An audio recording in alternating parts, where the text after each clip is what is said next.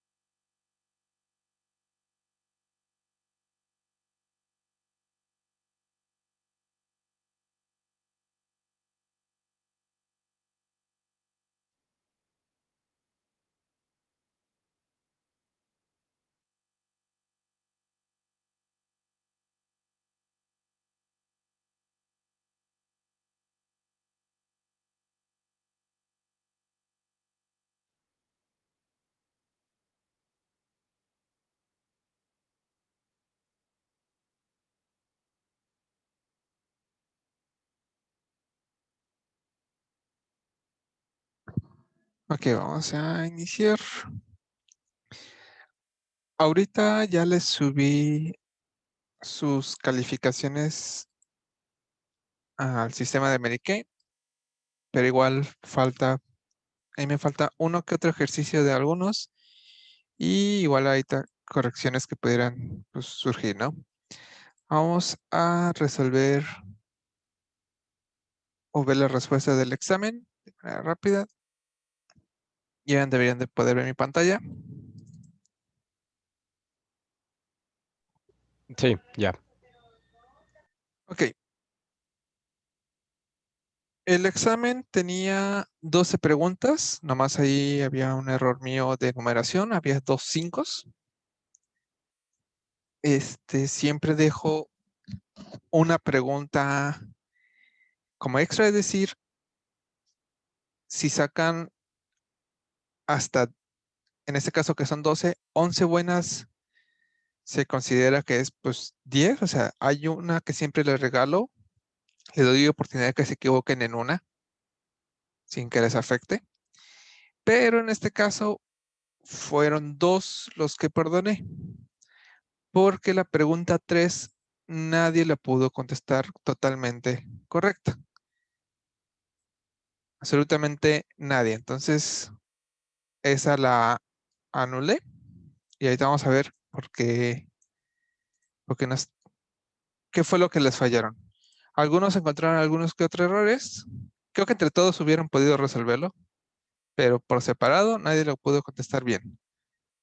Incluso algunos crearon su propia versión desde cero, pero aún así tenía detalles que no lo resolvía del todo.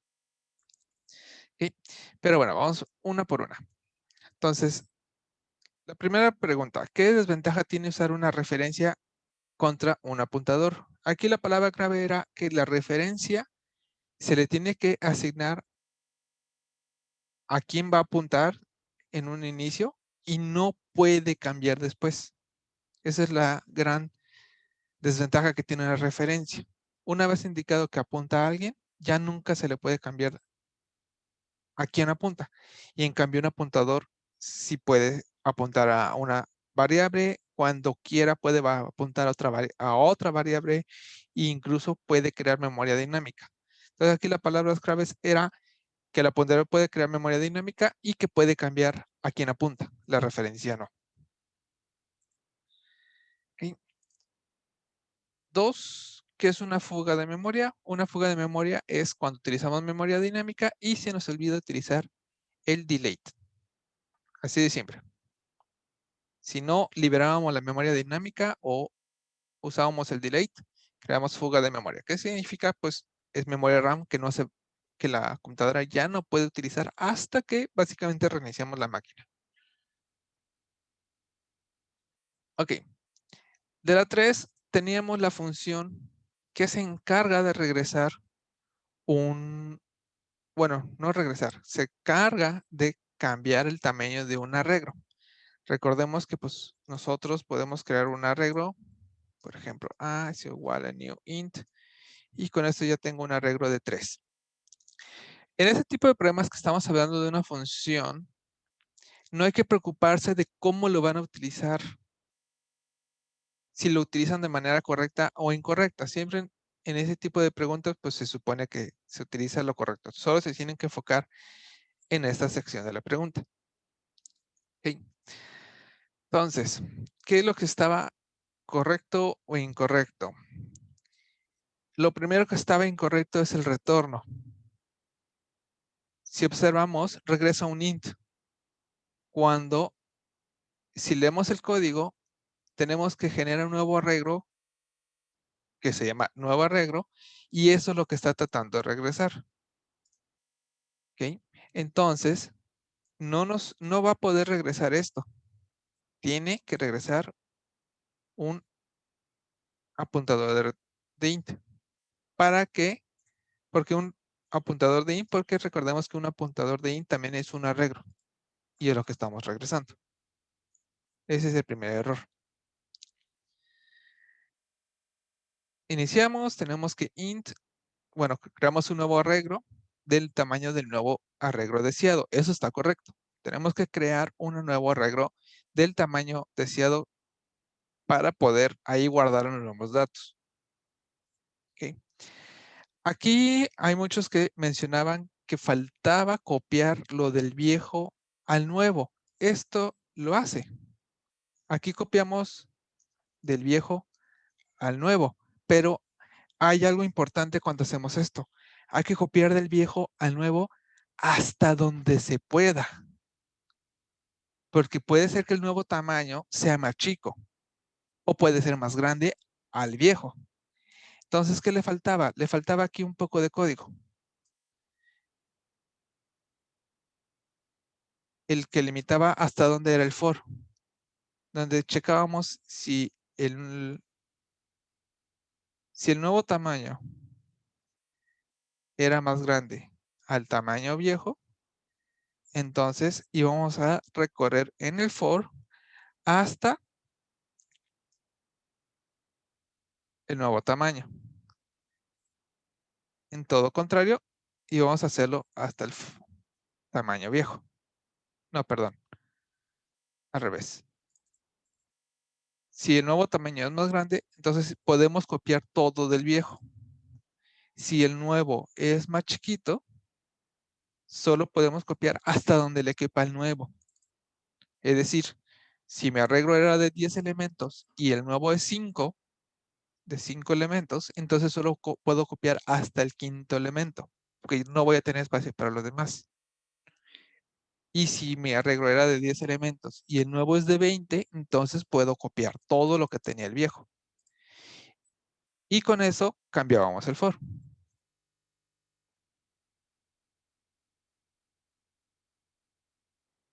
Solo era actualizar que iba a hacerlo hasta, y esto quedaba igual. Entonces, esto es lo que cambiaba realmente dentro del for. Pero dependiendo de lo que ponían acá. Ese fue el único error que nadie observó. Sí, tenemos que copiar del viejo al nuevo, pero también se le agrega que hasta donde se pueda, hasta donde tenga capacidad del nuevo. ¿Ok? El siguiente y último error era, tenemos el delete, pero el delete es con delete de arreglo. Porque nuestro arreglo era un arreglo, valga la redundancia. Entonces teníamos que decirle que liberara el arreglo. Y esos eran los 3 errores que se encuentran. Y esta, todos la sacaron canos, algunos todavía la sacaron mal. Pero bueno, del siguiente código, donde tenemos que se declara un arreglo del tamaño de 3 y lo lleno de números aleatorios del 1 al 100, ¿cómo debería de liberarlo? Como es un new arreglo, entonces hay que llamar delete arreglo.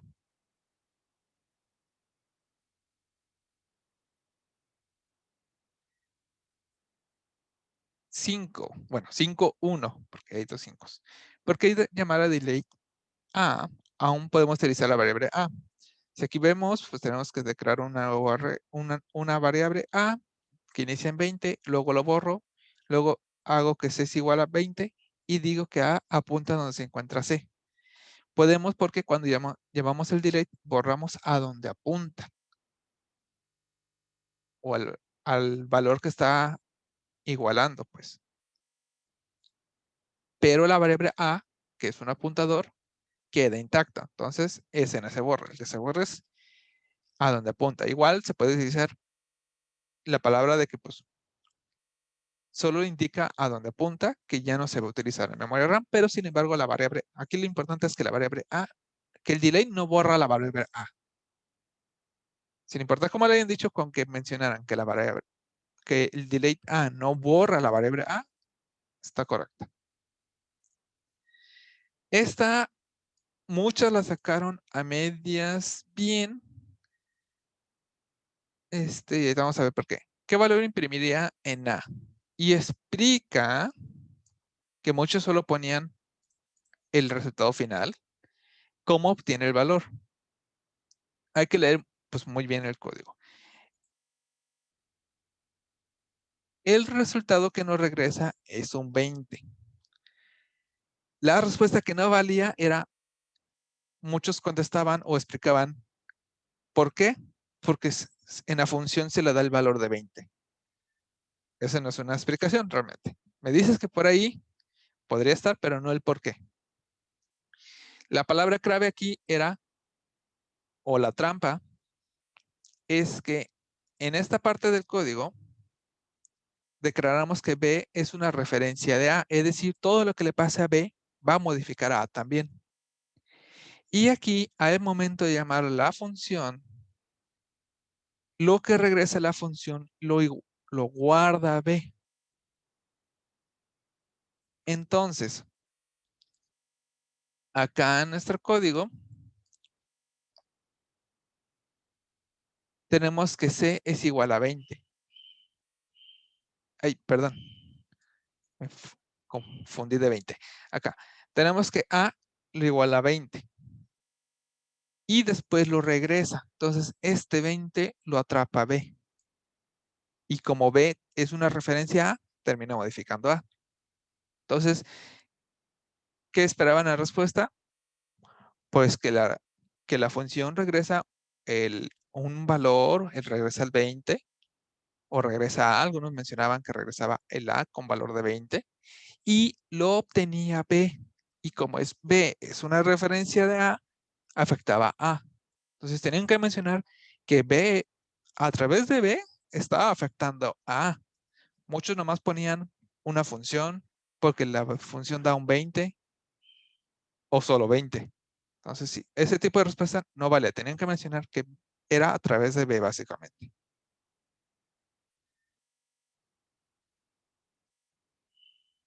6. Esa todas la sacarán bien. En las clases, creo que es las funciones que se llaman igual que la clase y cuando son llamadas por el código. Toda función que se llama igual que la clase y no regresa nada, esto es un constructor. Cuando se llama cuando se crea una instancia de la variable, ya sea así, o si yo tengo un apuntador, igual. En cualquiera de estos dos momentos, se llama el constructor automáticamente. 7. Una clase tiene 3 niveles de acceso: pública, privada y protegida. Indica quiénes pueden acceder en cada nivel. Pública puede accederlo cualquiera, así de siempre, ya sea la clase, hijas y la misma y el main. Luego tenemos, bueno, me voy a ir a protegido. Protegido es solo puede acceder la misma clase y sus clases hijas. Y privado, pues solo la misma clase puede acceder a ella. El único. Afecta quién puede llamar las funciones y las variables. Entonces, pública es todos. Luego sigue protegida, que es solo la misma clase y los hijos, y privado solo es la mismísima clase que lo tiene. 8. Si tengo una variable del tipo Pokémon, ¿cuándo puedo llamar a sus funciones como Pikachu, flecha, atacar, con flecha, y cuando Pikachu punto atacar? Usamos flecha cuando si mi variable Pikachu hubiera sido declarado como apuntador. Es decir, si hubiera sido declarado si Pikachu, entonces su función atacar se tendría que llamar así. Y, ahí escribí mal. Y con punto es cuando es del tipo estático o simplemente no es apuntador. Igual aceptaba esa palabra. Es decir, nomás se declara así. Entonces,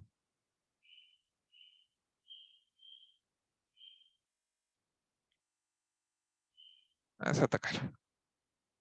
Entonces, flecha es con apuntadores, punto es cuando no es apuntador.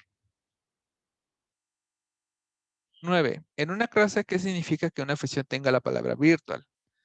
Virtual significa que es una clase abstracta, que también significa que sus variables, las clases hijas que hereden de él pueden indicar o sobreescribir lo que va a hacer la función mover.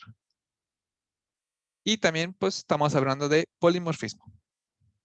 El que las clases hijas sobrescriban una función es polimorfismo. Entonces, mencionando una de estas tres partes, estaban en lo correcto. Mejor si me llama las 3. 10. Del siguiente código, ¿cuándo se ejecuta el destructor de Pokémon? Recordemos que las clases pueden tener destructores. No estamos indicando cómo se eliminan en nada, solo cuándo se llama el destructor. Recordemos que un destructor es la función que se llama igual que la misma clase, pero tiene la tilde al inicio, que si nos vamos al mapa de caracteres, es este. Cuando tiene este símbolo, la tilde, antes del constructor, significa que es el destructor y se llama cuando la clase ya no se necesita. Cuando ya no se necesita, en este caso se llamaría en la letra D, porque estamos haciendo un delete. Ahora, si yo tuviera una variable, por ejemplo, ahí donde está el A, lo cambio y solo lo hago normal, el resultado, este se llamaría acá cuando se te sale el programa. Cuando se sale el programa, libera todas las variables que fueron declaradas adentro de mi función. En este caso, si yo hubiera declarado acá arriba sin apuntador, entonces aquí cambiaba la respuesta y hubiera sido en este momento. O al final o al salir del programa, cualquiera de esas opciones. Pero en este caso es un apuntado, entonces el resultado es acá, en el delete. Cuando llamo delete, se ejecuta el destructor.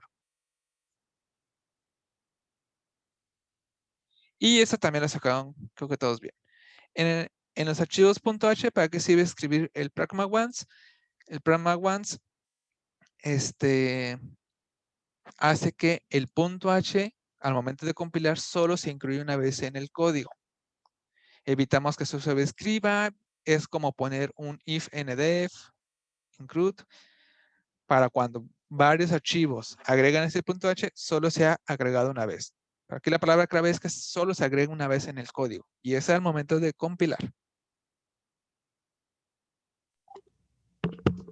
¿Alguna duda con las respuestas? Yo tengo duda con la 3, maestro. Ajá. Yo también tengo duda con la 10.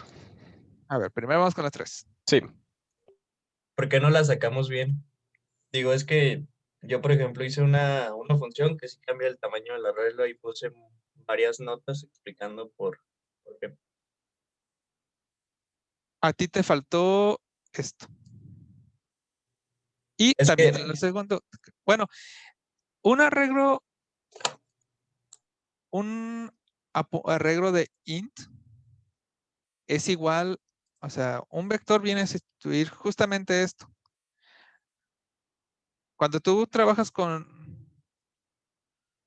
un vector, con la clase vector, es justamente arreglos dinámicos y como tú dices, se encarga de resolver problemas que pues humanamente se nos podrían pasar.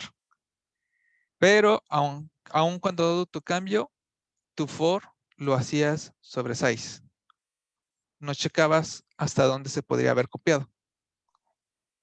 adentro del for puse un if y si el tamaño, el nuevo tamaño era mayor al tamaño anterior, entonces copiaba todos los elementos. Y si ya era más grande, lo llenaba de nulos. En nulos.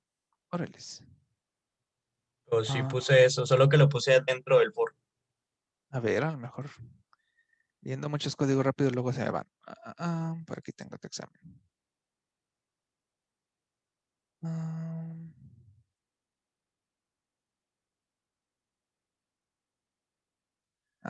Tienes razón. Y 6. Entonces fuese el único que sacó bien.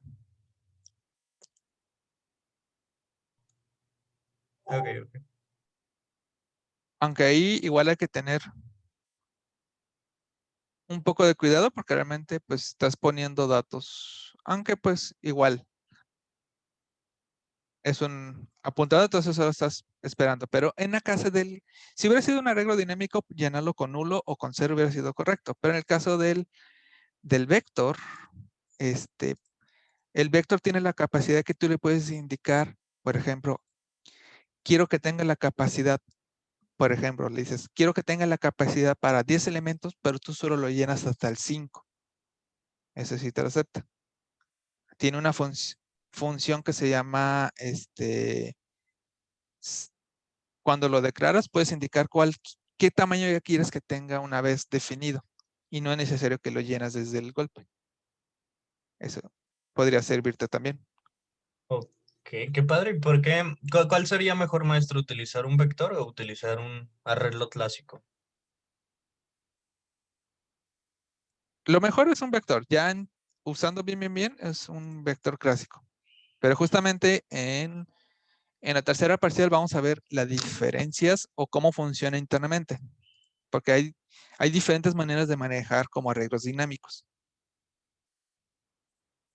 Entonces, el, Ok, ok. el vector trabaja como un arreglo dinámico, pero con una desventaja y ventajas que nos vamos a meter con más detalles en la tercera parcial.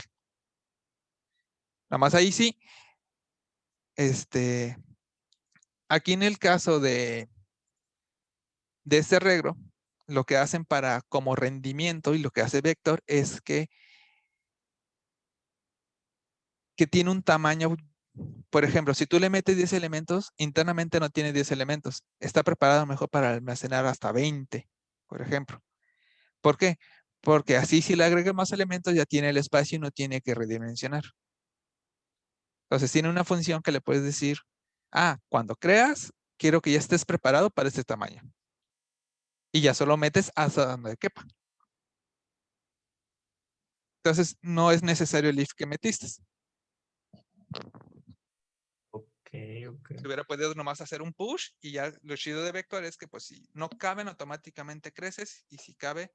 De hecho, también ahí es como no tiene tanto sentido haberlo resuelto con un vector porque vector internamente ya hace eso.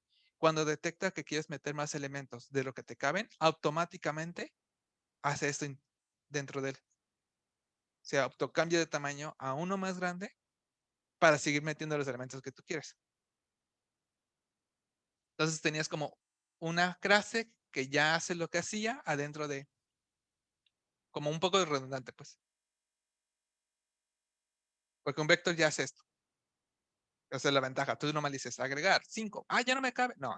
Automáticamente crece de tamaño y sigue metiendo datos. Pero igual, esta, pues, a nadie se la conté. Cuando todos fallan, es que hubo ahí algo que no se explicó bien. Profesor, Ujú. si está bien escrito límite, o sea, no va con D. ¿En dónde? Para, bueno, usted dice que también hay que preparar nuestra función para, ya sea que crezca o se haga chiquito. En este caso, no, lo único que pregunto es escritura. Usted le puso límite for. O sea, Ajá. no lo puso en inglés, ¿verdad? O sea, en realidad se puede llamar como quiera. Sí. Ok. Ahí, bueno, eso es un buen punto. Yo aquí meto un poco en Spanglish. Me gusta que la variable como que trate de explicarse por sí misma. Por eso la llamé límite for, para decir literal. Es una variable que limita el for. Pero ya ¿cómo le llaman? En producción, generalmente en una empresa, algo que es buen recomendado es que la empresa determine una nomenclatura, porque hay muchas nomenclaturas, muchísimas.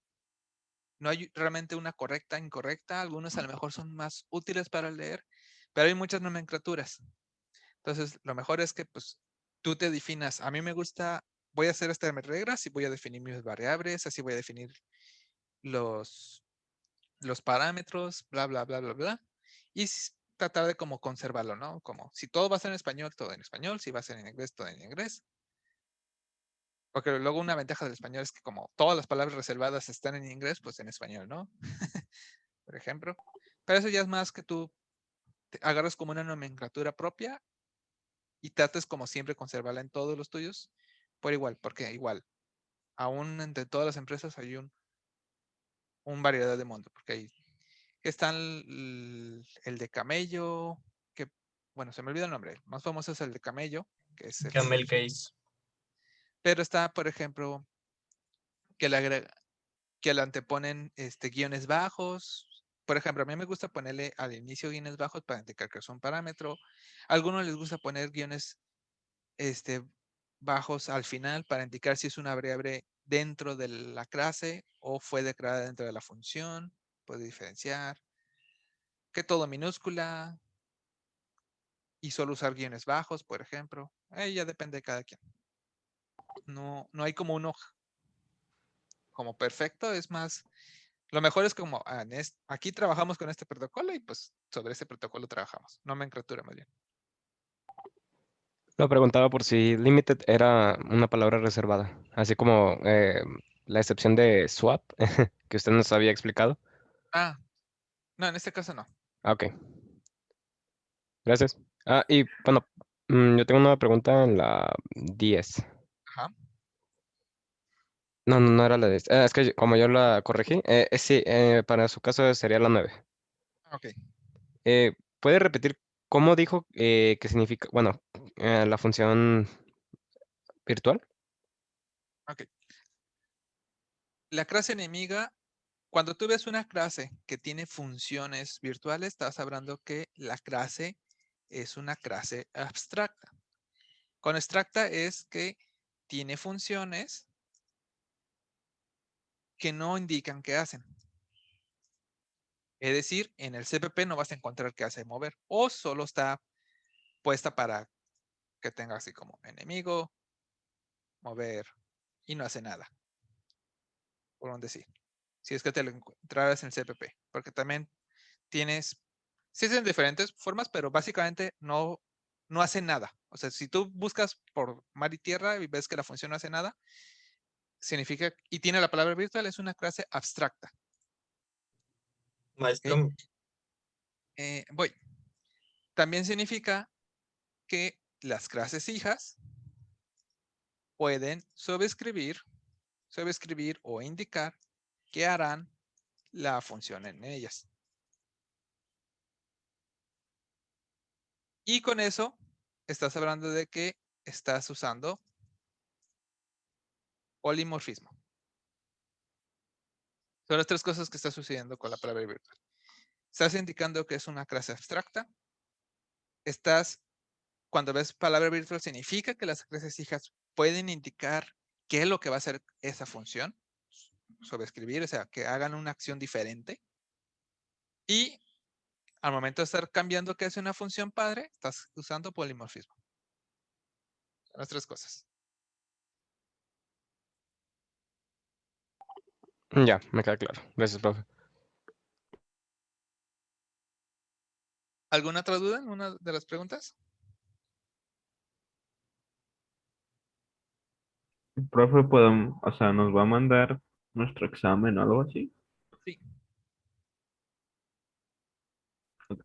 Ujú, gracias. Ahorita les voy a decir más o menos quiénes fallaron de manera rápida. Nada más les voy a decir los números. Ok. A ver. De Aldo Y falló. dice Bueno, perdón, dice que con 10 ya tenías 10, ¿no? O sea, con 10 correctas. exactamente. Ok. Ok. Ahora, ¿en qué se equivocaron? En todos voy a omitir la 3. Porque todos, bueno, excepto Martín, ahí está bien, pero pues hace redundancia. Pero voy a quitar la 3. Aldo en las 5 nomás no fue. Sí decía que estaba bien, pero no explicaba cómo llegabas al 20. En la 7 invertiste el significado de privado y protegido. Y la 9. Ángel, la 5 y la 10. Axel, la 2, la 5, la 6, la 7 y la 10. Edson, solo la 6. Pero ¿por qué no explicas? Héctor Muñoz tuvo todo. Nerdito. Quitando la 3, pues. Leonardo Cervantes, igual, solo la 3 le falló. Leonardo Medellín le falló la 11. A Mario Alcala le falló la 6. no explicando por qué. Santiago, quitando la 3, tuvo todo bien. Sebastián, también quitando la 3, tuvo todo bien. Y Vera Gerardo, también quitando la 3, tuvo todo bien.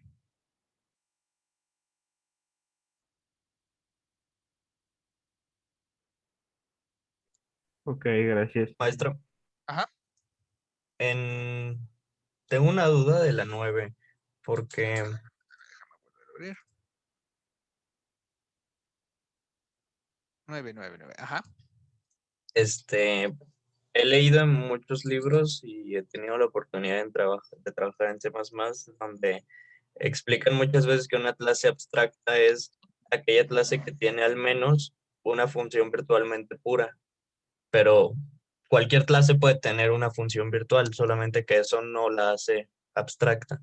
Solamente si es virtualmente pura, eso quiere decir que el método virtual además no tiene definición, está igualado a cero. Ujú.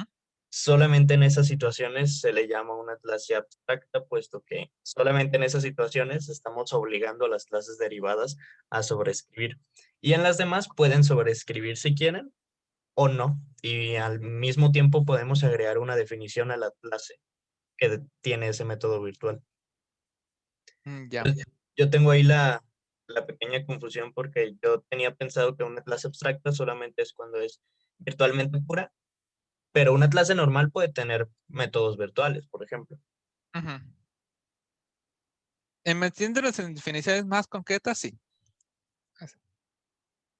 O sea, yo solo estoy hablando como abstracta, pero sí, o sea, está el abstracto puro, que es cuando de plano sí estás indicando que no hace nada, nada, nada, nada.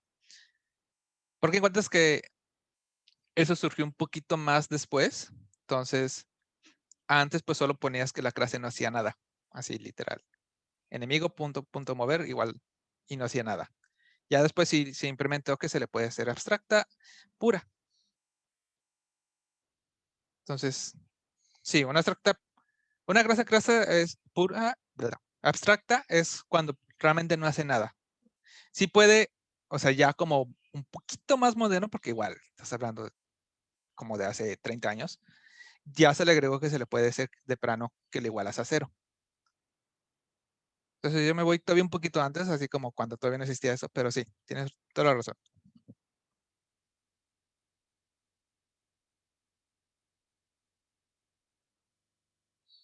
Que de hecho en algunas clases, bueno, en unos lenguajes, luego le llaman, están las clases, las interface, que igual son como abstractas, que obligan a que las clases hijas hereden de ella. Bueno, tienen que definir todas las funciones.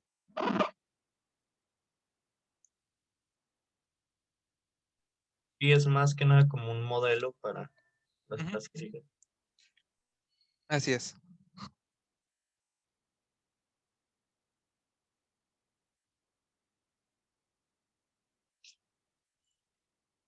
Ok, ahora nos vamos al teórico. Teórico eran 2 preguntas, el primero solo valía 1 punto y el segundo valía 4 de los 5 que valía esta parte. Ok, ahora, el primero realmente no había mucho estar bien y estar mal, era nomás que empezaran a imaginarse si llegaran a Nintendo y le dijeran, tú te vas a encargar de crear la clase padre de un personaje de Smash. Con este caso nos referíamos a que solo tuvieran que definir qué variables van a tener y qué funciones tendría. No era necesario poner que iba a ser cada función, solo qué variables y funciones tendrían. Es decir, como si solo escribieran lo del H y nada más. Entonces, dejen sacar. Uy. Oh, no me deja abrir. Vamos a poner. Ahí está. Quería abrir esto.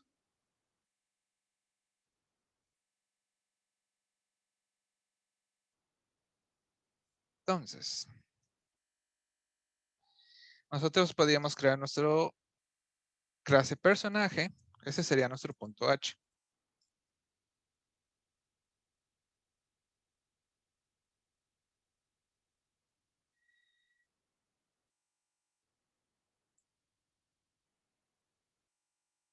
Ok. Solo tenemos que hacer el punto H. Algunos empezaron a crear como, en vez de ser funciones, estaban empezando, pusieron varias como clases que parecían funciones más, como la clase de saltar, la clase de atacar. No sé por qué se fueron a hacer clases y además no creo que sería muy práctico crear una clase por cada acción. Solo hacer el punto H y poner lo que necesitábamos. Ok. ¿Qué cosas? Si nos fijamos en Smash, hay algo pues básico que ocupa pues un nombre. Algo lo más característico del Smash, que es el porcentaje de daño. Pongo ñ porque no es recomendable usar ñes. Luego algunos compiladores me regañan. Este podría haber sido un int, porque en los primeros Smash era un int. Ya en el último ya es un flotante. Ya están los daños con decimales.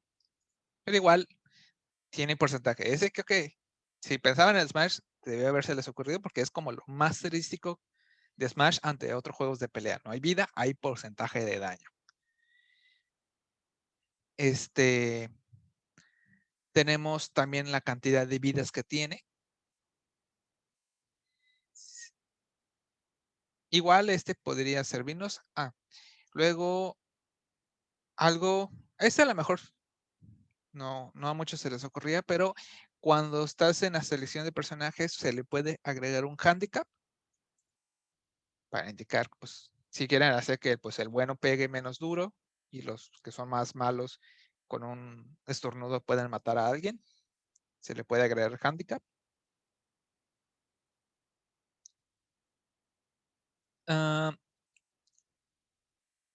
Entonces, tenemos el personaje. Igual vamos a sacar acá. Ay, ok. Ok, tenemos las vidas, tenemos el porcentaje, tenemos el nombre. Y con eso, pues ya, a lo mejor de manera, pues solo como, pues indicando como si existieran, podemos tener una referencia al modelo. También tenemos las caras, o podría ser un UI, o sea, referencia a su UI para que puedan actualizar los datos. ¿Dónde están las vidas y el porcentaje, principalmente? Para que pueda estarle comunicando cada vez que pues, tuvo un cambio su porcentaje. A lo mejor podían llamarle sprite, también se valía. Igual, esto solo era como pues, imaginarnos, ¿no? Como no tenemos cosas definidas, pues puede ser muy variado entre todos.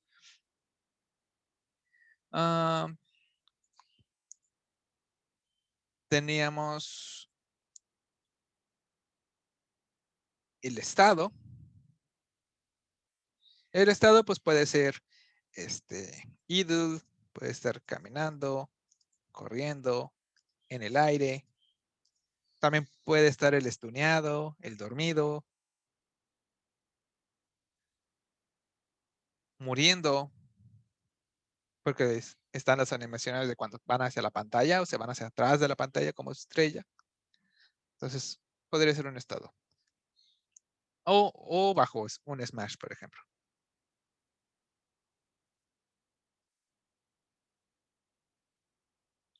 Ya sea que están haciendo el Final Smash ellos o están bajo un Final Smash.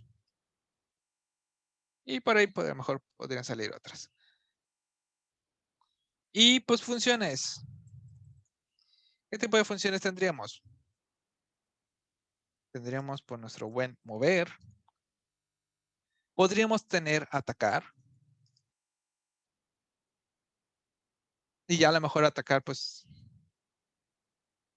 está todo. Algunos el atacar lo movieron, que igual creo que hubiera sido muy conveniente pues tener, por ejemplo, OB, down B, right B, left B. Pues el morir, final smash,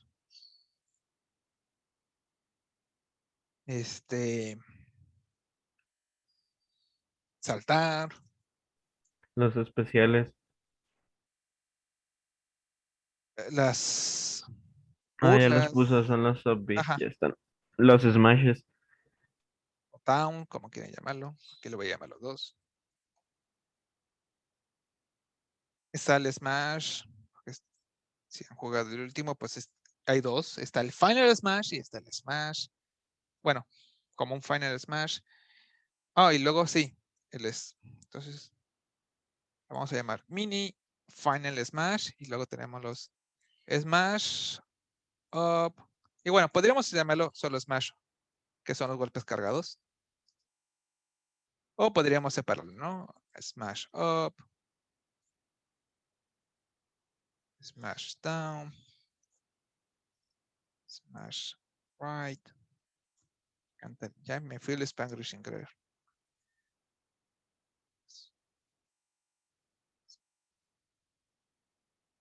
Mm,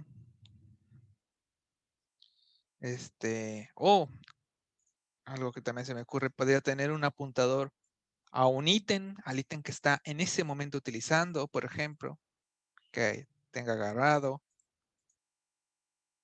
Entonces con eso estaría el usar el ítem. Y así. Realmente no había respuesta correcta e incorrecta, solo con que empezaran a jugar un poquito con crear variables y funciones. Ya si se empezaron a crear clases, pues sí, ahí ya estaban un poco más fuera de contexto. Pero sí, era solo, pues aquí empezarse a imaginar, ok, si yo tengo que hacer esto, ¿qué tipo de funciones imaginaría que necesitaría tener el padre? Igual algunos pues sí le agregaron que tendría que ser virtual, las funciones. Pero ahorita, pues, la verdad, no tomé en consideración si lo pusieron o no.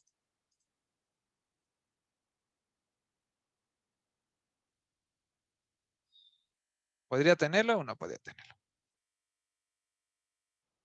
Pero eso es un tipo de cosas que, pues, si yo tuviera que programar, se me ocurren que podría necesitar la clase padre. Igual, pues, es imposible atinarle a la primera.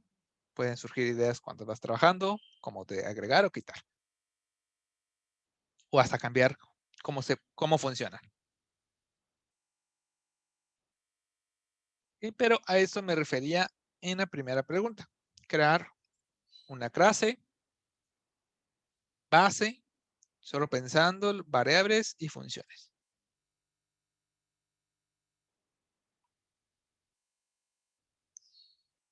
Creo que el town solo hubo dos que se les ocurrió. Pero bueno, ahí son extras. Uy, hay algo que ya se me ocurrió. El shield. Bueno, escudo. Estamos en español.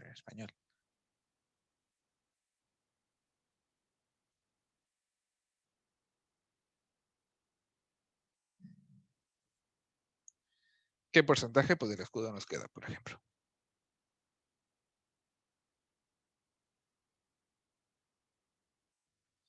Y en el segundo, crear una clase figura que tenga la función abstracta de float calcular área y crear tres clases que hereden de la clase figura: rectángulo, circunferencia y triángulo. Cada figura va a requerir que la variable privada, la rectángulo, bueno, que sus variables sean privadas, perdón. La rectángulo requiere la variable largo y ancho, su referencia pues requeriría solo el radio, y el triángulo la altura y el ancho. Para, pues, en todos casos, calcular su área. Para cada variable interna, crear sus funciones setters y getters.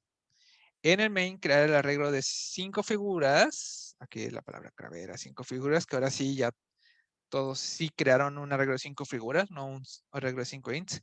Y solicitar al usuario que desea que agregar en cada paso, pedir los datos que necesita por cada figura, porque cada figura tenía diferentes datos. Y después de haber llenado las 5 figuras, imprimir sus datos y su área. Este ejercicio básicamente era una réplica del que ya habíamos hecho como tarea. Déjenme ver si todavía lo tengo.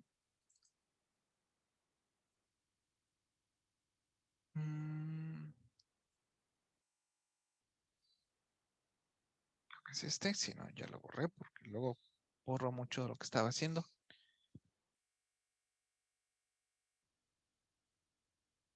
Así. Básicamente era la clase enemigo que hicimos. Era exactamente lo mismo. Solo que aquí, pues al momento de imprimir, imprimíamos, pues que calculábamos el área y lo imprimíamos. Pero el flujo era exactamente el mismo. En la clase padre creamos la función virtual del de imprimir área. En las clases hijas, al heredar, volvíamos a definir la función. En su CPP poníamos cómo calcular el área. En este caso, que se le pedía sus setters y getters. Por ejemplo, pues si yo aquí el Gomba tengo una vida, con setters y getters significa que tengo que crear la función setVida, por ejemplo, y tendría que haber creado el getVida. Entonces, esos son los setters y getters, es crear la función para poder asignar valores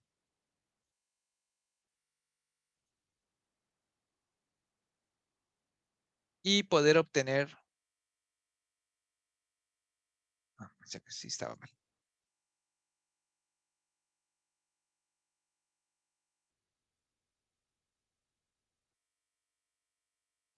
Este es el get, el getter, el get de vida y el set de vida.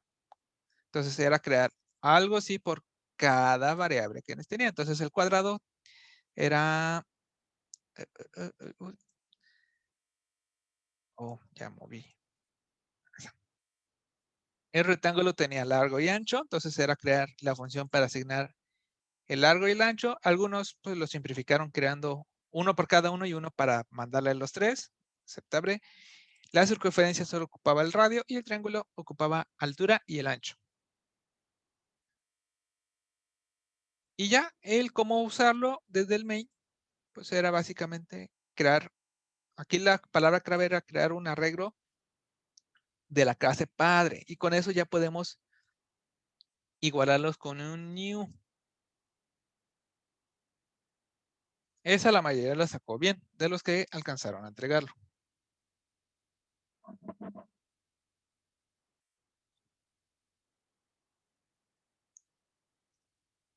De ahí, notas especiales.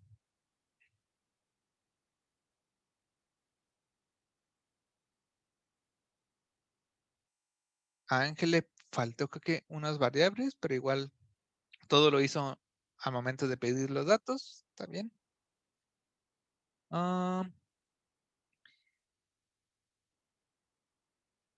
Leonardo Medellín, ahí tú habías creado, por ejemplo, en el caso del enemigo, sigues utilizando clases Gomba, sí creabas el new, pero al momento de trabajar con el new, en vez de que tú trabajaras con tu Gomba y aquí, por ejemplo, llamaras setVida, era solo trabajar sobre la misma que ya habías creado, es decir, cambiar lo que tenías. Bueno, más fácil. Antes de igualarlo, era más fácil si esto, por ejemplo, lo igualabas a un apuntador. Y aquí pedías los datos.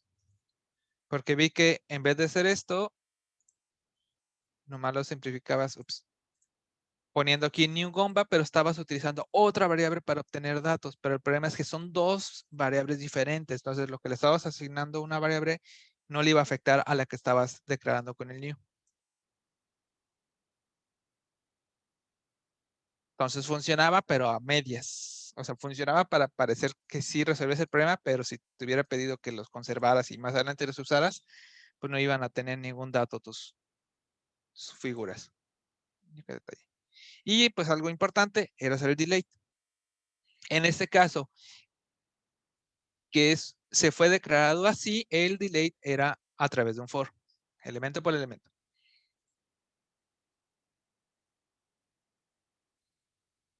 Sebastián, pusiste, declarabas las clases en tu H y los volvías a definir en el CPP. O sea, en el CPP solo va lo que hacen las funciones que hayas escrito en el H. En el H pones la clase, las funciones, por ejemplo en el Gomba, y las variables. Y solo en el CPP pones qué hacen esas funciones. No tienes que volver a definir la clase Gomba. O cualquier clase.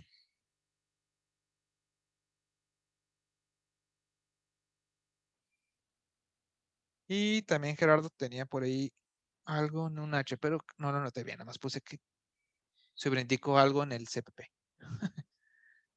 Y se me fue. Pero de ahí todo lo demás estaban bien. Me brinqué algo en el CPP, dice, profe. ¿Mande? ¿Me brinqué algo en el CPP? No, creo que pusiste algo repetido en el CPP. Algo de Oh, más. Pero yo creo que ya estaba dormido y nomás sobrepuso algo en CPP. No puse qué. ok.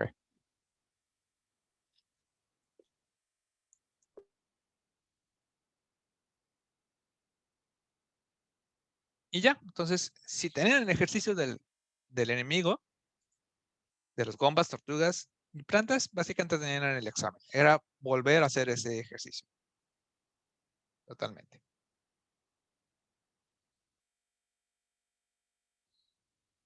Ok. No.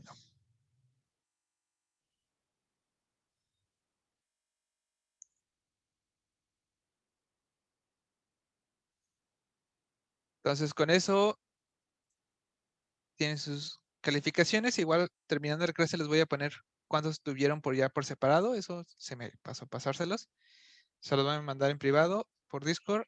Cuántos tuvieron de ejercicios y cuántos del examen. Pero con eso se pueden dar una idea.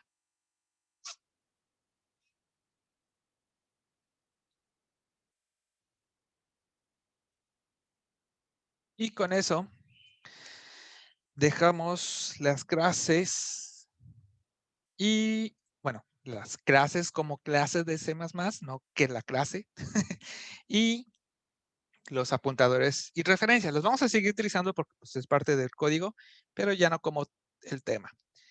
Vamos a iniciar ya la segunda parcial, el cual en esta parcial es técnicas de resolver problemas.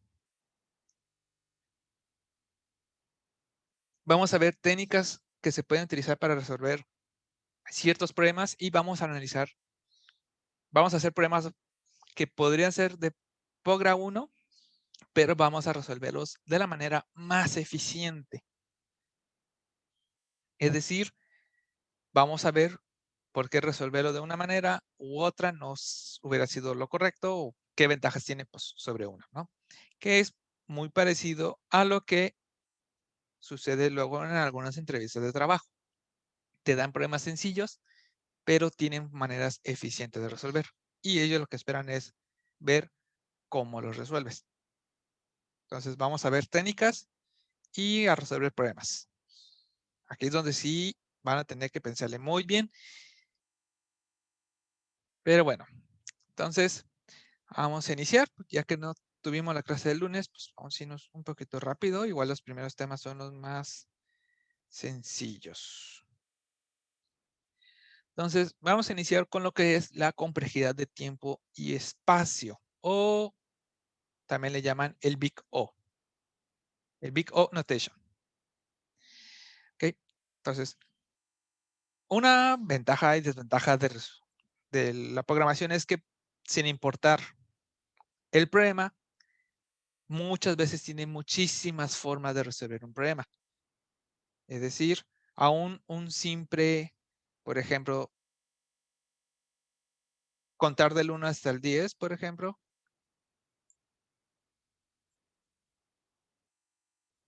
Uy.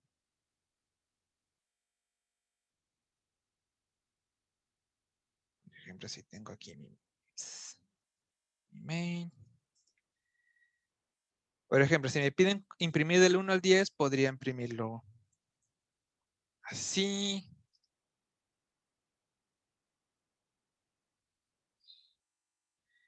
Podría decir, no quiero usar un for, a lo mejor yo quiero usar un while.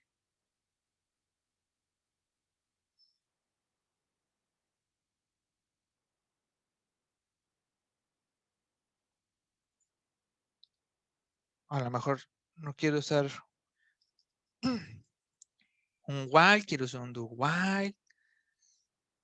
Aún para algo muy sencillo, podríamos encontrarnos con muchas variantes. Con algunas con sus ventajas y desventajas, pero hay diferentes formas de resolver hasta un simple problema, ¿no? Entonces, aún sin importar el problema,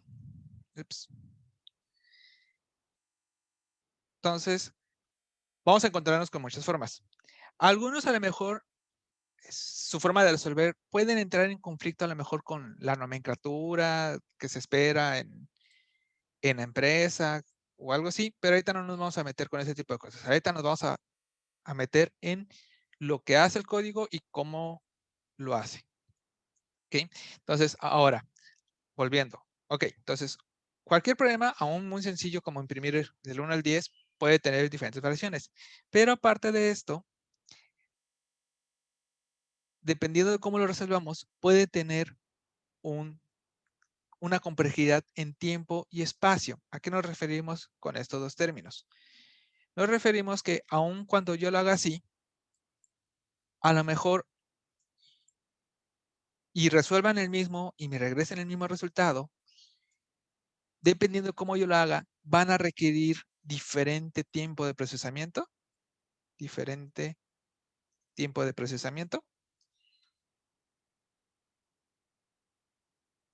Ok, en otras palabras podemos decirlo lo rápido, que igual en lenguaje máquina, bueno, en programación, hay veces que el tiempo es tan minúsculo que no lo podemos notar por un decir, a lo mejor este lo resuelve en 0.01 segundos y a lo mejor este método lo resuelve en 0.02 segundos, por un decir. Entonces yo puedo decir que este método es más rápido, aunque sea nada de tiempo que en mi ojo no lo va a notar. Profe, perdón, creo que le puedo hacer tantito zoom al código. Claro. Gracias.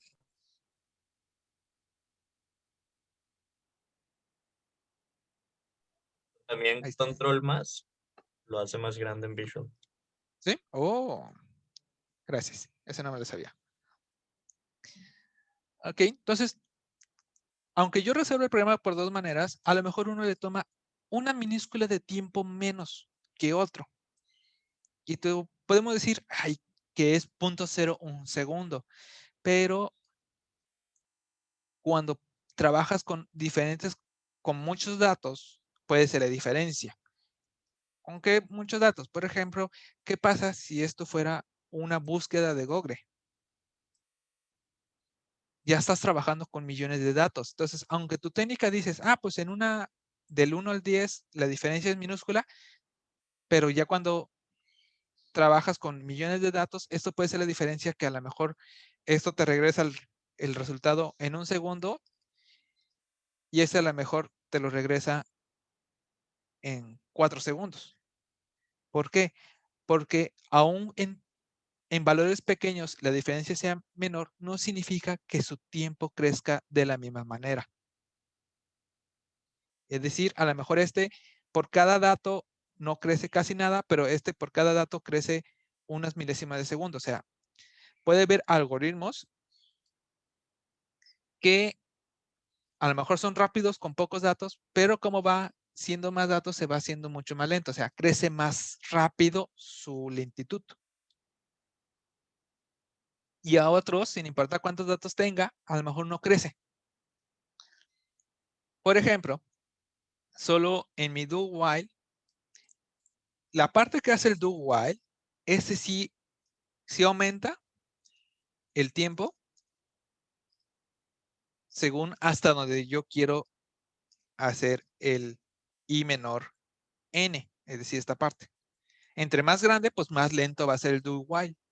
Pero sin embargo, no importa si yo lo hago hasta el 10, hasta 100,000, hasta 20 millones, por ejemplo, esta línea de código siempre va a ser igual de rápida. Siempre es el mismo tiempo. Solo esta parte de línea del código, por ejemplo, no importa. Si yo lo hago hasta el 1,000,000, 1,000,000,000,000, o solo lo hago del 0 al 5, esta línea de código siempre le va a tomar el mismo tiempo. Pero esta parte del código sí va a crecer en tiempo, pues junto con n, ¿no? A lo mejor suena lógico, pero es cosas que tenemos que ir pensando. Entonces, el cómo va creciendo su lentitud, eso es lo que le llamamos complejidad de tiempo. O en inglés, o más popularmente lo van a encontrar como el Big O, que es cómo va creciendo a través. Y eso mismo aplica para la memoria RAM. Sabemos que esta a lo mejor funciona con 0.01 segundos, ¿no? Pero a lo mejor usa 10 de RAM. Y a lo mejor este es más lento, pero solo usa 1 de RAM. 1 megabyte, perdón. Nada más estaba diciendo números, pero sin qué.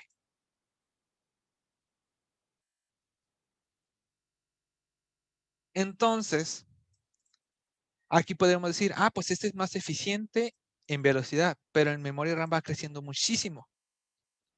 Entonces, si me dijeran, tu programa tiene que correr en un microchip, posiblemente este algoritmo tendría que utilizar, porque los microchips no tienen casi memoria RAM.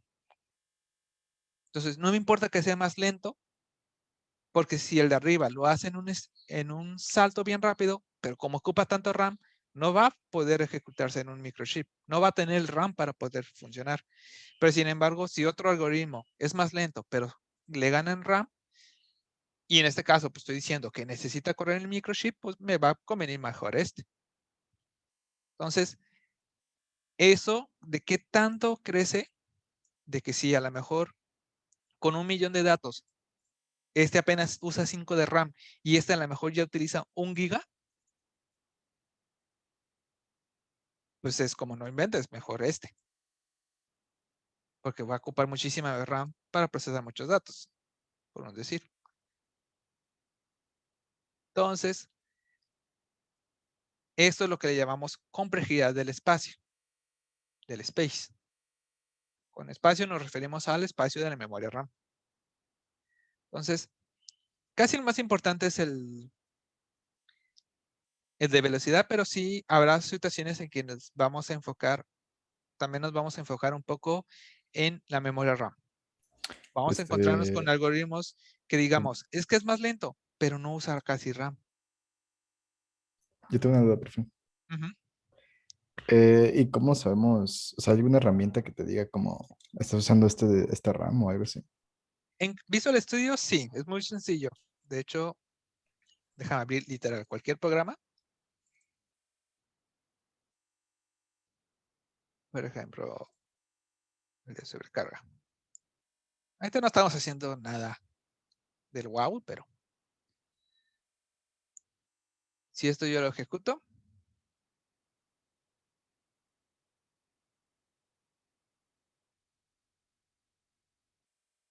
esperemos, y acá está.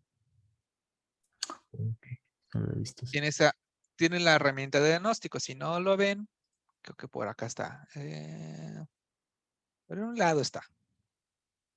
Suele salir por sí solo, suele. Me ha tocado que a veces se pone ingenioso y no sale. Pero por un lado está para sacarlo. Creo que está en... Bueno, igual, creo que todo lo deben de tener, pero si no, lo buscamos más al fondo. Pero si no lo ven, hay una manera de sacarlo. Y aquí, por ejemplo, me está diciendo que estoy utilizando 788 kilobytes. Ni siquiera llego al RAM. 1 mega, perdón. De hecho, aquí también puedes ir viendo cómo crece, porque a veces cuando tienes fugas de memoria dinámicas, nomás ves cómo esta gráfica va haciendo esto. Y ves cómo este número va creciendo y creciendo y creciendo y creciendo. Y el procesamiento, pues igual, aquí le metes. Básicamente dice que estoy usando el 0%. Pero también, pues si ya estás haciendo varios cálculos pesados, pues verías que hiciera esto. A lo mejor. Entonces, aquí puedo hacer pruebas rápidas. Igual, ¿cómo lo puedes probar? Pues bueno, primero, por ejemplo, pues si tengo un for que va de 0 a n, primero voy a ver cuánto RAM usa si lo hago del 0 al 10 y ya veo que cuando mucho creció 1 mega. Ok, ahora lo voy a hacer del 1 al 100. Ay, creció hasta 5 megas. Ok. Y así vas haciendo tus diferentes pruebas. Son pruebas de rendimiento. Solo vas poniendo muchos datos así. A ver, voy a poner ahora 5 millones y ver qué tanto creció. El de la RAM sí es como se procesa y en ese tiempo pues te estás fijando y vas anotando, ¿no? Y el de velocidad, hay funciones, por ahí ya lo han usado en el random. Recuerden que tenemos la manera de comunicarnos con el reloj del sistema. Entonces, a lo mejor que le dices, ¿qué hora es? Y te dice, pues son las 8 de la mañana con 17 minutos. Te lo diré en milisegundos, ¿no? Pero ahorita quiero meterme, por ejemplo, en algo más humano. Te dice, pues aquí era esto. Ok, lo voy a ejecutar. Y acá cuando termina lo vuelvo a llamar. Y te vas a dar cuenta que dice, pues son las 8 horas con 17 minutos con 2 segundos. Bueno, y también te regresa milésimas. Muy exacto las máquinas. Y acá pues hace lo mismo. Ok, entonces voy a volver a ejecutar este. Y ya este te dice, pues eran las 8 con 3 segundos y terminó cuando ya llevabas 10 segundos. Entonces aquí ya ves, entonces esa es otra manera, cuando ya quieres ser muy específico. Hay funciones, en todos los lenguajes hay funciones que te permiten imprimir el reloj de la máquina y con eso puedes determinar qué tan rápido fue tu código. Y ya pruebas, ok, esto tardó con 10, ahora voy a hacerlo hasta el 100,000 y voy a ver cuánto tarda. Y ahora hasta 1,000,000. Son varias pruebas. Pero esas son las maneras de, como ahora sí, probarlo. Viendo la memoria RAM que usa tu código con el panel de Windows o con el de Visual Studio. Y tiempo, generalmente utilizas el del código.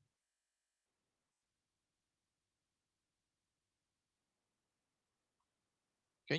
Entonces, complejidad de tiempo, ¿qué tanto qué tan lento es nuestro código? Y espacio, ¿qué tanta RAM va usando?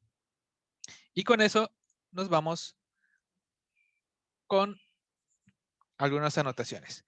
Entonces, cuando hablamos de complejidad de Big O, vamos a encontrarnos con esos términos. O2 a la n, o n al cuadrado, o n log n, o n, o logaritmo de n, y 1. Donde n representa la cantidad de datos. Es decir, puede ser, ¿con cuántos datos voy a trabajar? Si con 100 datos, con 100,000 datos, con 1,000,000 de datos. Entonces, dependiendo cómo vamos haciendo las pruebas, vamos a poder, si los graficáramos, veríamos que tienden a comportarse de alguna manera. Y entonces podemos decir qué complejidad tiene. Ahora, algunos básicos, por ejemplo, o n al cuadrado. Si yo tengo un arreglo de 10 elementos y hago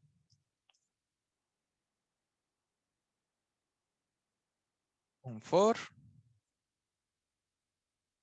con otro for adentro.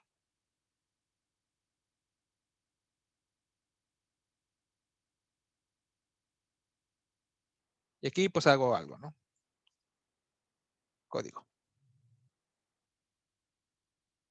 Entonces, 2 fors anidados van a crecer a la n a la 2, dependiendo de cuántos datos. Si pongo, ¿por qué? Porque si son 10 con 10, 10 por 10, estás hablando que con 10 elementos harías 100 iteraciones. Con 100 iteraciones, 100 por 100. Gracias. Entonces va creciendo muy Son rápido. 10,000, ¿no? Ah, sí. Oh, no, ya te solté. Es lo malo de este programa.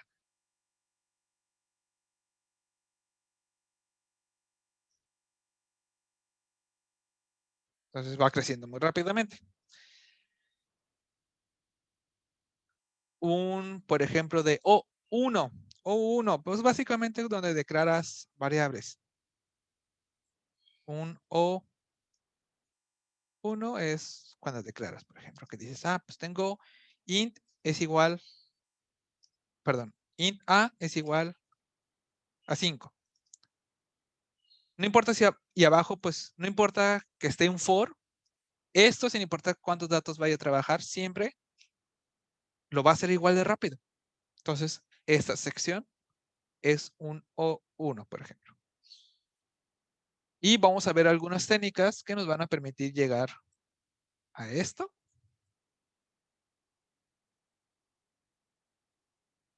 O a esto.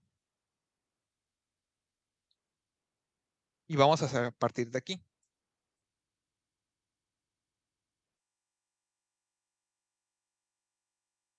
No siempre, o sea, no es como que se pueda siempre convertir a esto, pero sí vamos a ver técnicas que nos ayuden a bajar su nivel de complejidad.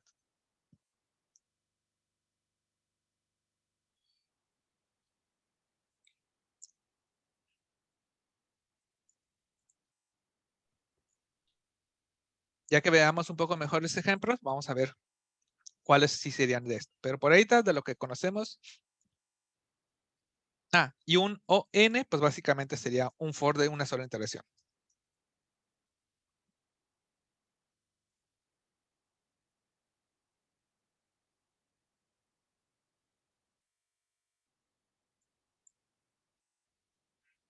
Entonces, hay veces que algo que resolveríamos con un for, si lo mejoramos, podemos bajarlo a un log n, y algo que hacemos en dos for anidados, a lo mejor lo podemos bajar a n de log n. A lo mejor. Igual hay otros. La verdad, no soy experto para calcular esas cosas, pero sí son como los básicos y generalmente cuando optimizas uno de estos, bajas para el otro.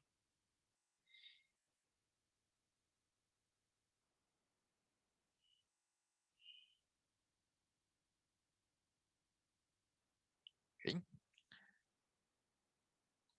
Ahora, ¿han visto ordenamientos? Llegaron a ver. No. ¿No? Ok, bueno, ahorita vamos a ver el bubble short. Entonces, hay varias técnicas de ordenamiento. Ahorita vamos a ver el bubble short, que es el más como sencillo de facilitarnos. Pero, así como hay diferentes técnicas de ordenamiento, cada uno tiene, perdón, todos los algoritmos se miden en 3. Se mide en promedio. ¿Por qué? Porque, por ejemplo, yo puedo tener diferentes técnicas de ordenamiento, pero dependiendo de la técnica, pueden tener diferentes casos. En promedio, o sea, casi siempre en casos normales sucede esto. Tenemos el mejor de los casos y el peor de los casos. En el caso de los ordenamientos, ¿cuándo podría ser el mejor de los casos? Por ejemplo, cuando el arreglo que te piden arreglar ya viene ordenado. Entonces, algunos algoritmos sí detectan, bueno, no detectan por cómo funcionan. Si ya viene ordenado, son muy rápidos, porque no tienen mucho que hacer. Casi nomás dan un repasón parece que todo está bien y adelante. Pero hay algunos que, por ejemplo, el peor de los casos es cuando el arreglo viene ordenado, pero al revés. Si tú lo quieres del más chico al más grande, a lo mejor te lo envían el que te lo están mandando ya viene ordenado para al revés, del más grande al más chico. Entonces tiene que invertir todo y a lo mejor el algoritmo, por cómo funciona, no es muy bueno para eso. Entonces, le llamamos el mejor de los casos cuando por el algoritmo tiene una situación que funciona de maravilla. El peor de los casos, cuando por mi algoritmo tiene una forma que si el dato así viene, es como, no, ¿por qué viene así? No. Y pues es mucho más lento. Pero fuera de eso, pues, ok, está el mejor caso, está el peor de los casos, pero ya en uso cotidiano, pues nunca siempre va a venir ordenado peor. Le llamamos el, pues en general, ¿no?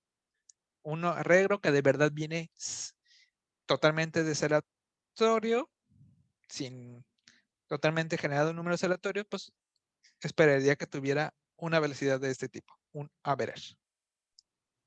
Maestro, entonces el más rápido es el counting sort para cualquier tipo de arreglo. ¿Cuál?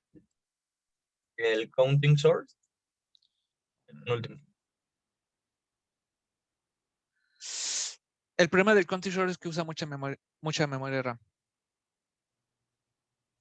El más eficiente es el quicksort en la mayoría de los casos. Y es el más popular que utilizan todos los sistemas internamente. Por ejemplo, C++, bueno, sí. Muchas clases, por ejemplo, hablando de la clase vector, luego ya tienen la función short de ordéname. Lo más posible es que utilice un quicksort por adentro. Porque en la mayoría de los casos es muy rápido y casi no crece en memoria RAM. Por eso es que quicksort, al no usar casi memoria RAM y ser rápido, es el más utilizado.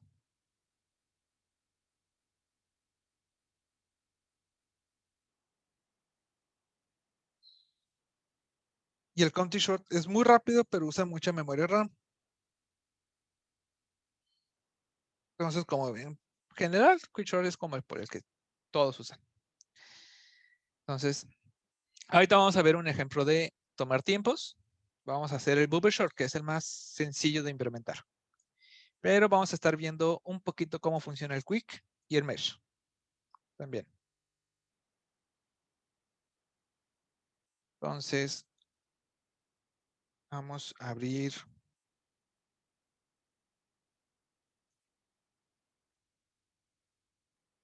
un nuevo proyecto.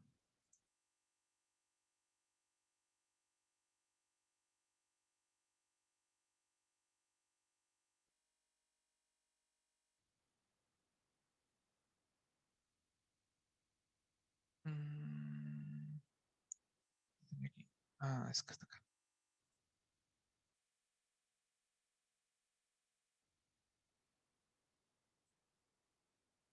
Y va a ser bubble short.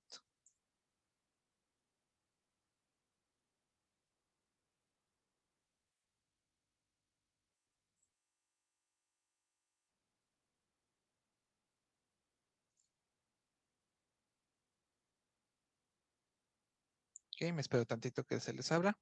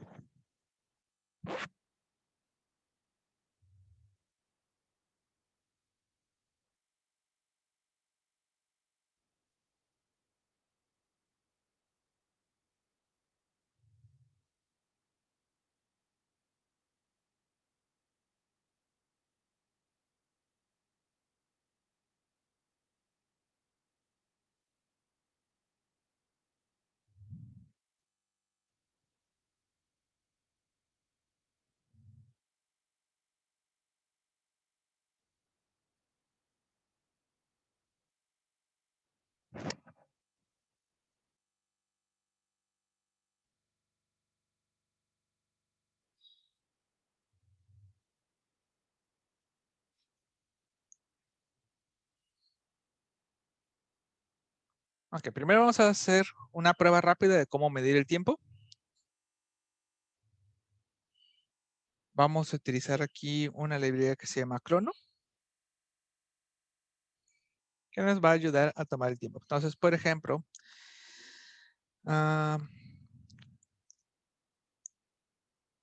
vamos a crear un... Ay, ¿de qué tipo es? Bueno, ahorita vamos a ver. Crono... Puntos, high resolution. Ok. ¿Qué tipo regresa?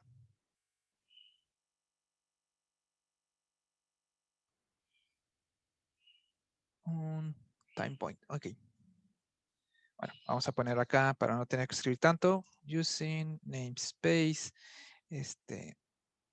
std. Using namespace Crono. Ok, y con eso puedo crear mi tipo. ¿Qué tipo regresa? Un steady croc.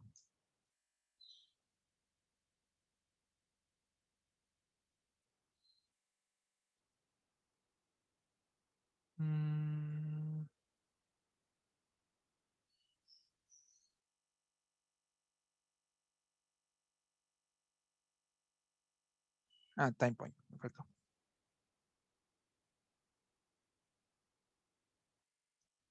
Ahí está.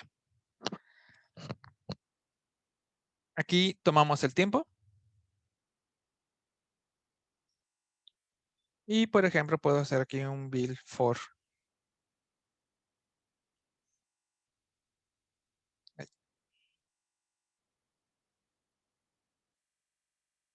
Y por ejemplo, este lo voy a hacer hasta el 100. Posiblemente no sea suficiente.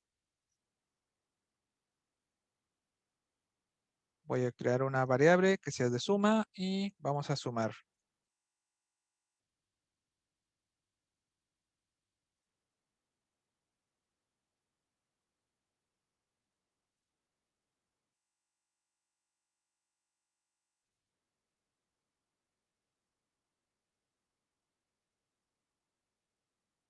Vamos a hacerlo con 2 fors.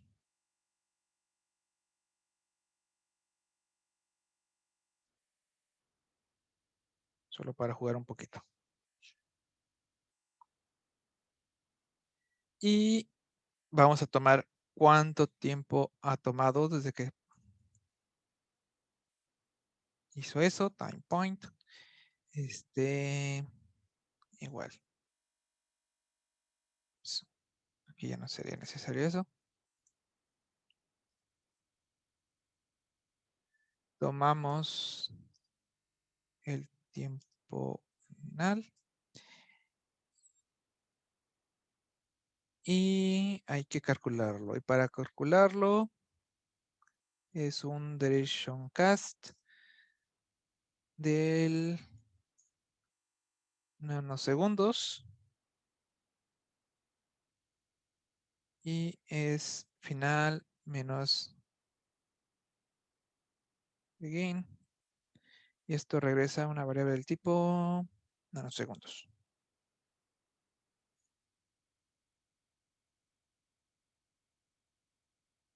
Bueno, vamos a ponerle.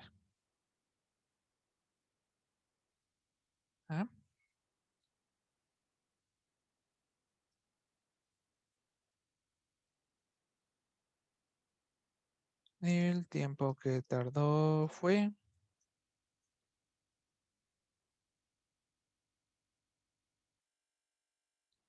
Creo que duración es una palabra reservada. Vamos a cambiarlo a duración. Profe, ¿para qué utiliza namespace Crono? ¿Namespace qué? El namespace Crono. El Crono es una librería de C++ 11 que te permite regresar la hora del sistema, pero con precisión. O sea, nos va a dar un número. O sea, nos va a dar la hora, pero nos lo va a dar en milisegundos. Pero no Entonces, estoy seguro si Cout vaya a imprimir el tipo de dato nanoseconds. exactamente lo que estoy viendo, que me está regañando eso. Entonces vamos a tener que usar nuestro buen enemigo de C++, printf. ¿Nanoseconds no tiene una función o un método para transformarse a cadena de texto? Mm, Vamos a buscar.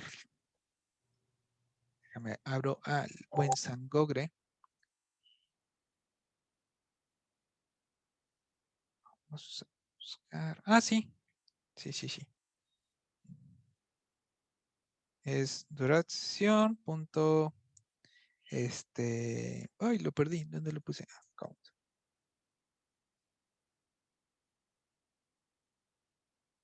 Ahí está. Entonces ejecuto. Y ahí tengo en cuántos milésimas de segundo se tardó. Entonces, por ejemplo. Ay, calculadora, no. Entonces, por ejemplo. Dos for anidados que solo suman más uno a una variable. Le tomó 24 100 milésimas de nanosegundos. Pero, si ahora esto lo aumento, por ejemplo, a como 100,000, que ya 100,000 por 100,000 ya es un número más grande, porque estamos haciendo dos anidados. Igual el tiempo, nadie le va a salir igual. Pero, entonces, para que hagan las anotaciones de ustedes mismos, ¿cómo les fue? Entonces, ahora observen este numerote. ¡Ay! No lo cerré. Otra vez.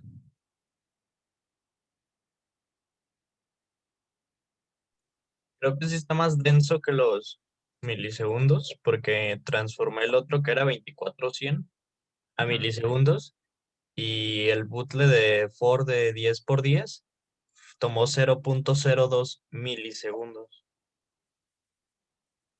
Sí, esto está en unos segundos. O sea, es muchísimo tiempo. Se ve muy exagerado esto.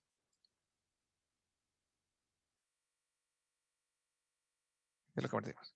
1, 4, 0. No. Ok.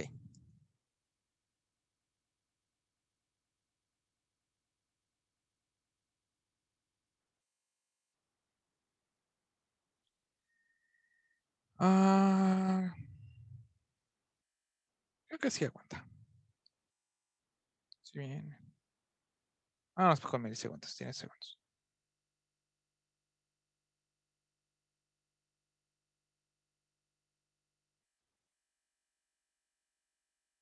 Oh, lo hice primero con el largo. Bueno.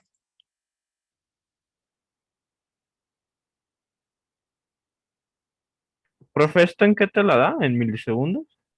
Dependiendo. Tienen nanosegundos y milisegundos. Ah, ok.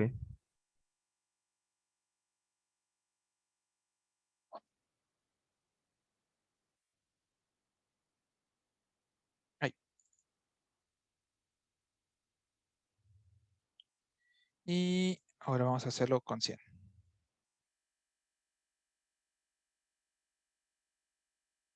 Oh, bueno, el problema, por ejemplo, con 100 es tan rápido que el mío no lo marca en milisegundos.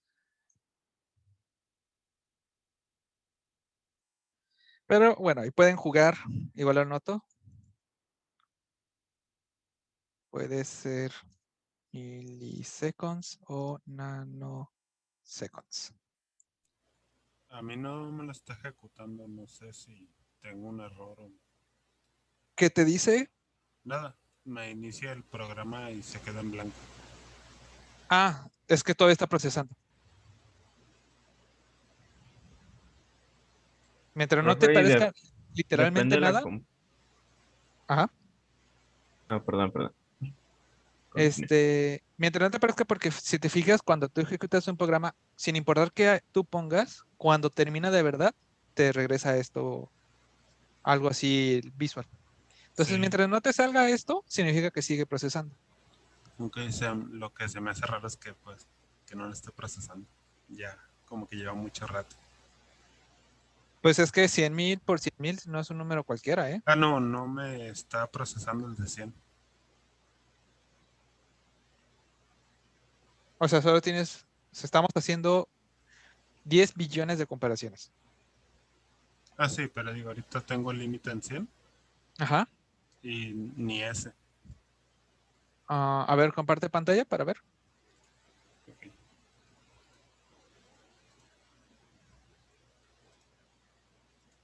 Profe, puede mandar el código al chat. Sí, ahí te lo paso. Gracias. Mm. Ah, tienes.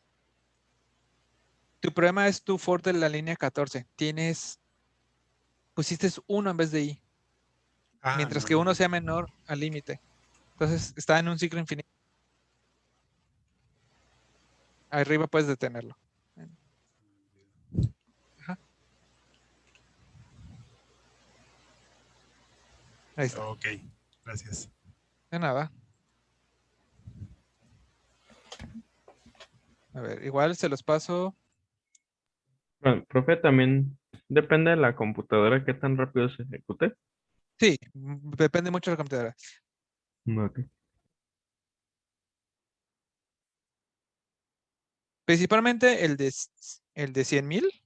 Va a haber computadoras que lo resuelvan en nada de tiempo y otros van a tomarse su tiempo. Me ha pasado que, por ejemplo, hemos hecho algoritmos donde una máquina lo resuelve en 1 minuto y literal el mismo código de la misma persona que se lo pasó a un compañero, pero su compu pues ya estaba tostadora y tardaba como 3 minutos, 4 minutos. Entonces sí depende totalmente de la máquina. Por eso es que hagan sus propias anotaciones de la diferencia y vean cómo creció. Ahí está el código. En Discord se los puse para que no se pierda aún después de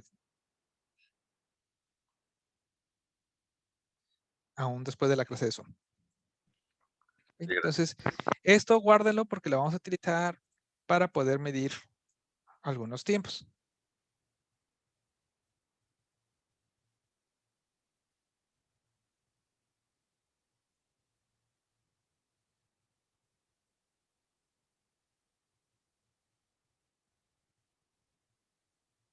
Ok. Ahora, antes de que termine la clase, les voy a explicar cómo funciona el bubble.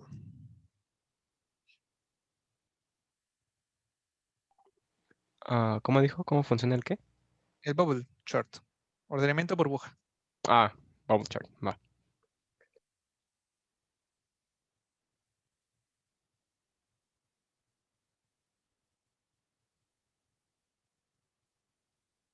Vamos a hacerlo con 6 elementos.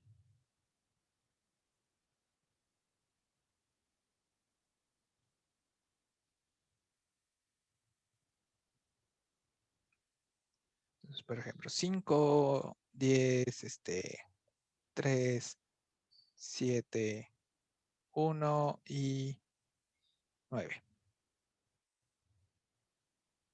Voy a ocupar una flechita. Flechita me refiero a ponedor.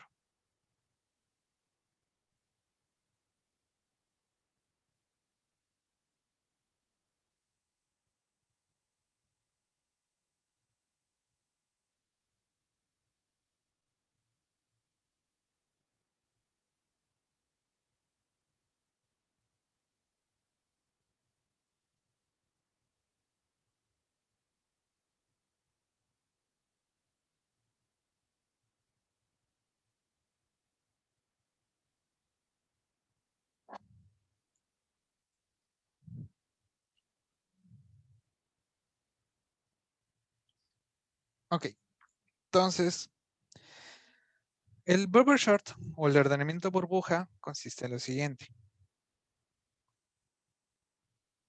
Nosotros vamos a ir a recorrer elemento con elemento y siempre vamos a estar comparando un elemento con el de la derecha.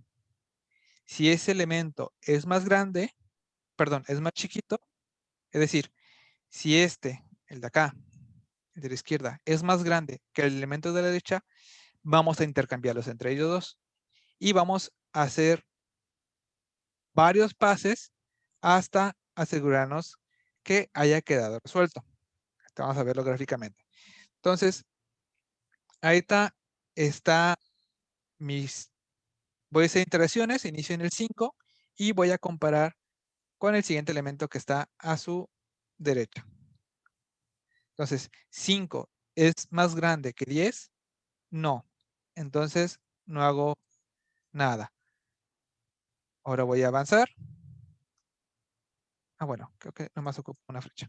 Este lo podemos matar. Venga. Ok.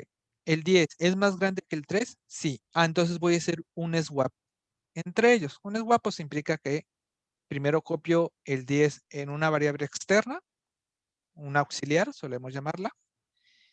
El 10 va a copiar lo que tiene el 3, es decir, pues pasaríamos teniendo el 3 acá. Y el 10, bueno, esta posición copia lo que tiene acá, el auxiliar. Entonces, en otras palabras, solo intercambié de lugar el 3 y el 10. ¿Ok?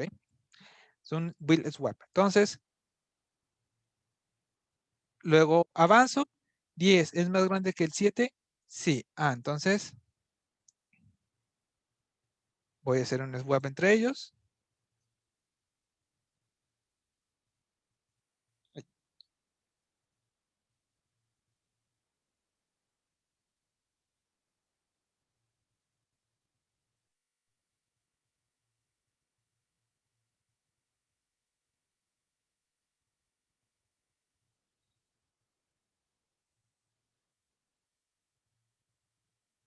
Ahora el 10 es más grande que el 1. Sí. Entonces vamos a hacer un swap entre ellos.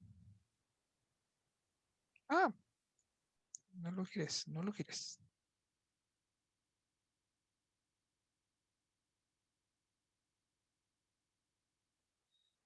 Avanzamos. 10 es más grande que 9. Sí. Entonces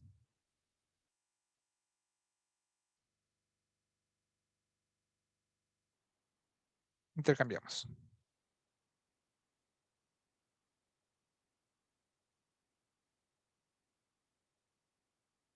Oh. No soy artista para mover esto rápidamente. Termino y volvemos a hacer el mismo ciclo. Empezamos otra vez desde el inicio y 5 es más grande que 3. Sí. Ah, entonces hago un swap.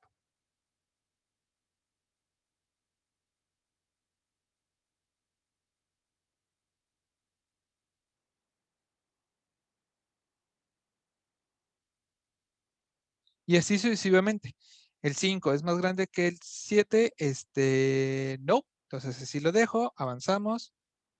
El 7 es más grande que el 1. Sí, entonces hago swap entre ellos.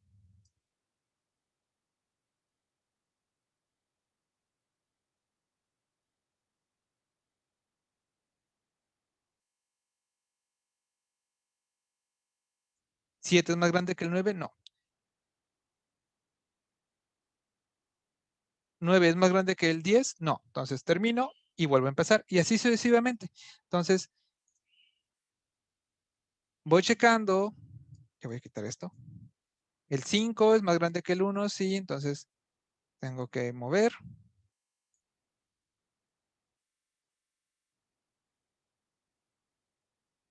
Se hacen un swap entre ellos. Oh, me salió muy grande el corte.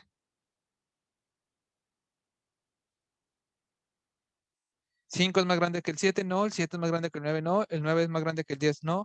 Volvemos a empezar. 3 es más grande que 1, sí. Entonces vuelvo a checar.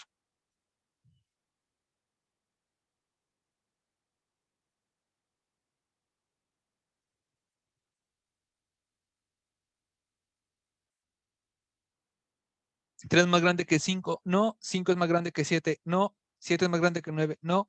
9 es más grande que 10, no.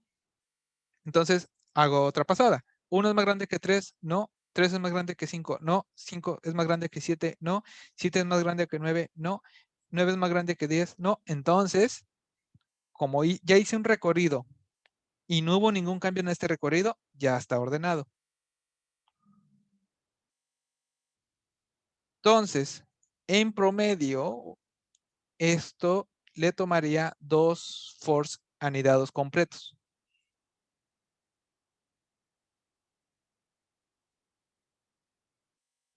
Son los máximos que necesitaría para asegurarse que todo el ordenamiento está arreglado. ¿Cuál sería el mejor de los casos? Pues el arreglo ya viene ordenado. El peor, el arreglo viene,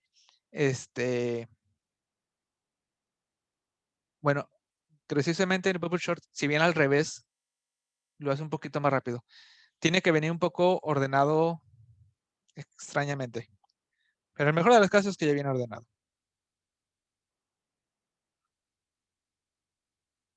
Entonces, si se fijan, son 2 fors anidados. Entonces, ¿qué van a hacer de tarea? Recreen el bubble short, o sea, que le manden un arreglo y lo ordene. Igual, no, aquí no tengo problemas. Intenten hacerlo ustedes mismos. Si no, pueden basarse en una solución de internet. Igual, si tienen duda, me pueden decir.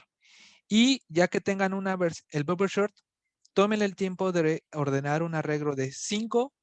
Luego intentan ordenarlo un arreglo de 100 elementos y luego uno de 100 elementos. Igual para probar pueden llenarlo de manera aleatoria. No lo van a llenar los 100,000 números. Llenen el arreglo antes. ¿Sí? Entonces, igual se los pongo en el Discord. Entonces, ¿qué queda de tarea? Queda recrear el bubble short y probar su velocidad en ordenar 10, 100 y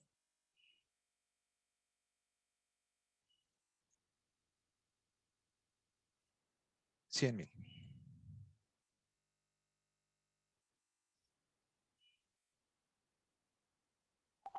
Profesor, una pregunta. Los trabajos enviados, bueno, es en su página y todo, ya no es necesario como identificarlos que digan ya parcial 2. No, Ok, ya moví todos sus archivos a otra carpeta y entonces ya están sus carpetas vacías de nuevo. ok, va. Gracias. Entonces, recrear el bubble short. Ahí no tengo, trátenlo como práctica, resolver ustedes mismos. Si se atoran, pueden basarse en internet. Pero quiero que hagan la prueba de 10, 100 y 100,000. Y parte de cuando me suban su código, pues me pongan anotado. 10 me tardó en mi máquina tanto tiempo, no sé, 10 segundos. El de 100 ya le tomó, no sé, 200 segundos, milésimas de segundos, perdón. Y el de 100,000 le tomó 1 minuto, por un decir. Sí, quiero que me Profe, pongan ahí anotado cuánto les tomó en cada caso. profe, en Ajá. el que hicimos ahorita me dice que cero, o sea, me pone un cero nomás, ¿está bien? Sí, eso significa que lo está haciendo tan rápido que el de milisegundo no aguanta. Pero si lo cambiamos, a mí me pasa igual, mira, si lo hago con 100, fue 0. Está bien. Entonces, lo cambias a nanosegundos y ya con nanosegundos sí alcanza ya a imprimir de datos. Porque es tan rápido que es menos de 1 milisegundo. O sea, menos de 1 milisegundo. Es muy rápido eso. Ok.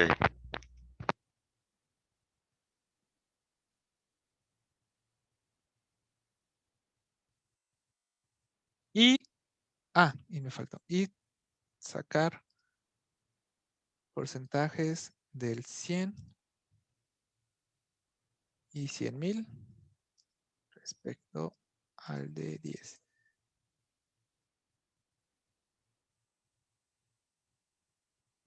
Con sacar porcentajes me refiero que qué tanto se tardó. Por ejemplo, aquí sería, si 10 es 100%, 200 sería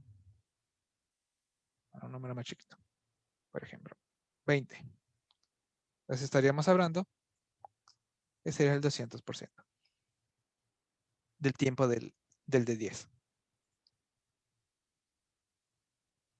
Y hasta a lo mejor ya dicen, ah, pues le tomó el 600%.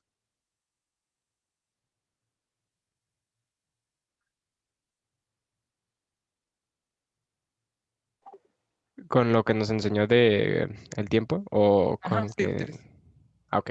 Eso ya es solo regla de 3 realmente. Una vez tenido los tiempos, usan la calculadora y pueden calcular qué tanto aumentó. Bill regla de 3. Pero dentro del programa, ¿verdad? No es como que le mandemos como una Ah, no, esto me lo captura. van a anotar porque el tiempo va a ser, yo no sé, yo no tengo su máquina para probarlo en su máquina. Entonces, ustedes mismos prueben en sus máquinas los tiempos y ustedes mismos sacan el porcentaje y lo dejan ahí comentado. Va. ¿Va? Porque quiero saber cómo les fue con sus pruebas en sus máquinas. ¿Va? Entonces, vamos a dejarlos aquí. Sería todo por hoy. Que tengan bonito fin de semana, básicamente. Y nos vemos el lunes. Va. Gracias, Sale, profe. Gracias, Gracias, profesor. profe. Gracias. Nos vemos. Bonito día. Profe, Ajá. los que faltamos de mandarle lo del ejercicio 2, ¿se lo mandamos? Sí, por favor. Ah, está bien. Gracias, adiós. Y ahí les actualizo su calificación. Ok, gracias, adiós. Gracias, nos vemos.